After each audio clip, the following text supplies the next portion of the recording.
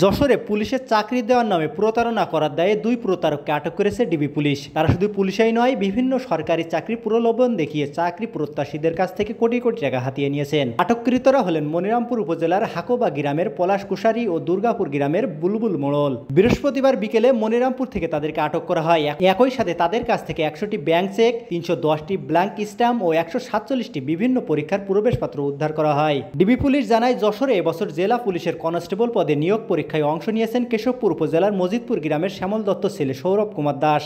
একজন ভুক্তভোগী নাম হলো সৌরভের বাবা শ্যামল, ওনার বাড়ি কেশবপুর। উনি বাদী হয়ে মামলা দিয়ে দায়ের করেছে। এই মামলায় তাদেরকে বিজ্ঞ আদালতে সুপর্দ করা হবে এবং তাদেরকে রিমান্ড চাওয়া হবে। আরও জিজ্ঞাসাবাদ করে এই চক্রের সাথে আরও যারা জড়িত আছে তাদেরকে আইন আওতায় নিয়ে আসা হবে।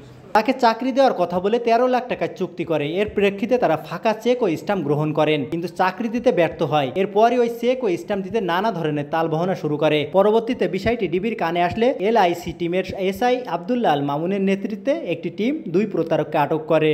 এ ঘটনায় মনিরামপুর থানায় মামলা হয়েছে।